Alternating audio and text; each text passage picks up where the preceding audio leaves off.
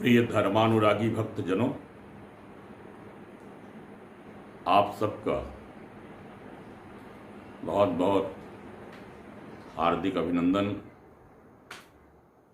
आने वाले इस गणेश महोत्सव के पावन अवसर के लिए। इस वर्ष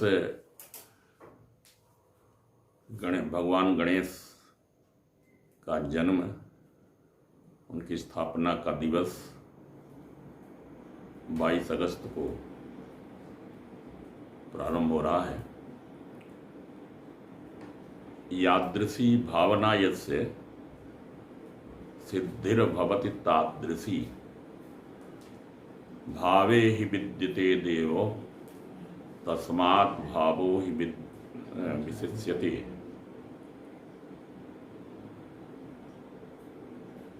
देवताओं का या किसी भी देव का प्रथम अवतरण हमारी भावना में होता है और भाव के भगवान को ही भाव में प्रतिष्ठित देवता की ही पूजा करने के लिए हम उन्हें मूर्ति के रूप में या किसी अन्य विग्रह के रूप में प्रकट करते हैं। परंपरानुसार वर्षों से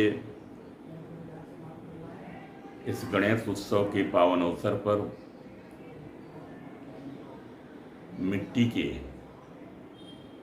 गणेश प्रतिमाएं बनाई जाती रही हैं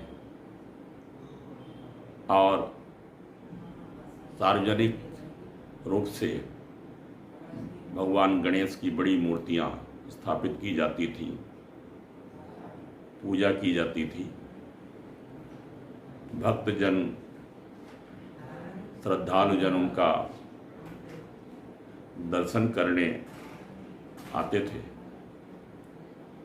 किंतु इस वर्ष आपात स्थिति के कारण, कोरोना वैश्विक महामारी के कारण ये सन 2020 का संदेश के लिए आपात स्थिति जैसा बना हुआ है और हमने अपनी परिवार, समाज और राष्ट्र की सुरक्षा को ध्यान में रखते हुए शासन के निर्देशों का पूरी तरह से पालन करते हुए श्री राम नवमी का उत्सव, श्री नरसिंह प्राकट्य महोत्सव, गुरु पूर्णिमा और जन्माष्टमी का उत्सव जो बृहद रूप में संस्कारधानी जबलपुर में होते रहे हैं, संक्षेप में मनाया। गणेश उत्सव को भी हमें उसी तरह से मनाना होगा और मेरा तमाम भक्तजनों से, संस्कारधानी के नागरिकों से और जो भी देश के अन्य सज्जन ये वीडियो देख रहे हैं, उन सबसे विनम्र निवेदन है कि इस वर्ष सार्वजनिक स्थलों पर गणेश की विशाल प्रतिमाएं, बड़ी प्रतिमाएं न रखी जाएं, पंडाल न बनाए जाएं। अब गणेश उत्सव जैसा पहले होता रहा है इस वर्ष नहीं मनाना चाहिए और हम सब कुशल रहेंगे, मंगलमय रहेंगे। आने वाले वर्षों में हम बृहद रूप से और बड़े ही आनंदमय माहौल में आगे वर्षों में हम मनाएंगे गणेश उत्सव। इस वर्ष निवेदन ये है कि बड़ी प्रतिमाओं की स्थापना कहीं नहीं की जानी चाहिए सार्वजनिक रूप से। गणेश भगवान की छोटी छोटी मूर्तियां अपने घर में स्थापित करें, पूजन करें और अंत में विसर्जन भी संभव हो तो घर में ही उसकी व्यवस्था कर लें, और घर में न कर सके, घर में बड़े किसी बर्तन में, टब में जल भर करके उसमें भी विसर्जित कर सकते हैं। और तुलसी के वृक्ष के जड़ों में उसको हम विसर्जन कर सकते हैं, या अन्य कोई भी उपाय सोच लें। और जो लोग नर्मदा जी में विसर्जन करना चाहते हैं या यहाँ लाना, तो जैसे कि पिछले वर्षों की परंपरा है, विसर्जन कुंड में ही वो छोटी मूर्तियां ला करके शासन के निर्देशों का पालन करते हुए विसर्जित करें। नर्मदा जी में तो कोई मूर्ति विसर्जित करने का सवाल ही नहीं उठता है। जहां जहां विसर्जन कुंड है वहां करें, या तो घर में कर लें विसर्जित, और या तो विसर्जन कुंडों में शासन के निर्देशों के अनुसार जैसी उन्हें सुविधाएं दी जाएंगी। और चूंकि इस समय जहाँ भी आप जाएं भीड़ नहीं होनी चाहिए, और हर व्यक्ति को मास्क का प्रयोग करना चाहिए, 2 गज की दूरी बना के रखना चाहिए, और बार बार साबुन से हाथ धोते रहें या सैनिटाइजर का प्रयोग करते रहें। आप खुद सुरक्षित रहेंगे, आपका परिवार सुरक्षित रहेगा, और समाज सुरक्षित रहेगा। जिनसे भी आप मिलेंगे वे भी सुरक्षित रहेंगे, हम भी सुरक्षित रहेंगे। तो इसका ध्यान करें। और हमारे पहले तो और ये शास्त्रीय परंपरा में जब भी हम कोई पूजन कार्य करते हैं, सत्यनारायण की कथा हो, शादी हो, विवाह हो, कोई भी मांगलिक कार्य हो, और तो उसमें गणपति की, भगवान गणेश की प्रथम पूजा होती है। और उस समय हम सुपारी में गणेश का आवाहन करते हैं। गौरी गणेश की पूजा गाय के गोबर में गौरी जी का आवाहन होता है, और सुपारी में गणेश जी का। तो भाव में जो हमारे गणेश हैं, हम उन्हें सुपारी में भी आवाहन करते हैं, उनका पूजन करते हैं, और पूजन के बाद वो उनका विसर्जन कर देते हैं।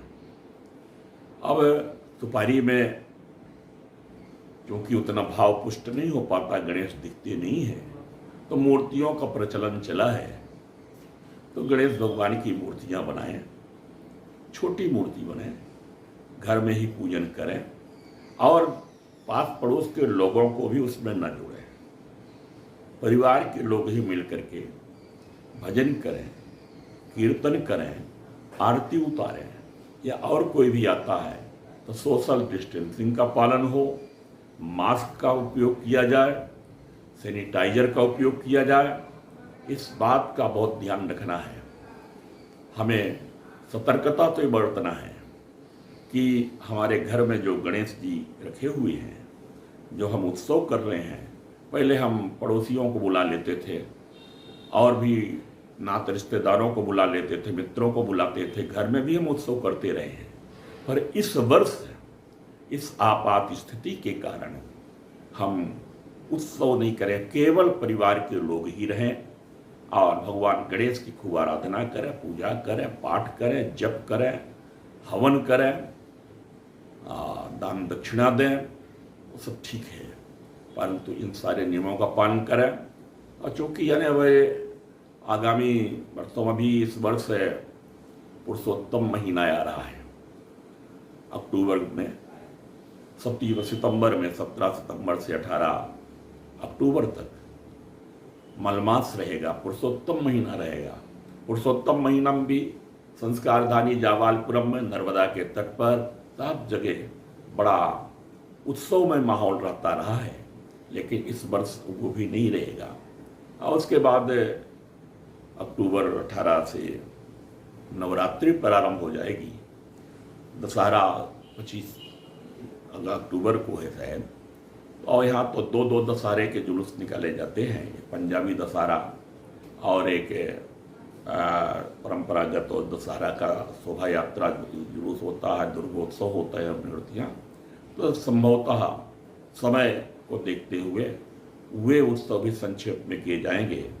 और अभी आगामी दिनों में हम सनातन धर्म महासभा के तत्वावधान में एक नगर के तमाम सभी दुर्गोत्सव समितियां, रामलीला समितियां और जो अलग अलग संस्थाओं के लोग हैं उन सबको बुला करके विचार विमर्श करेंगे और कैसा हो दशहरे दुर्गोत्सव का स्वरूप, दशहरे का स्वरूप, रामलीला का स्वरूप, इस पर आगे विचार करेंगे। अभी तो बस यही है कि गणेश भगवान की आराधना हम करें, ध्यान से करें, भाव से करें, पूजा करें, पाठ करें, घर में ही मूर्ति रखें, सार्वजनिक मूर्तियां न रखें, घर में ही विसर्जित करें और न कर सकें, घर में नहीं करना है तो विसर्जन कुंड जो बनाए गए हैं शासन के द्वारा, नगर निगम के द्वारा, उन विसर्जन कुंडों में अपने घर की मूर्तियों को ले जा करके विसर्जित करें।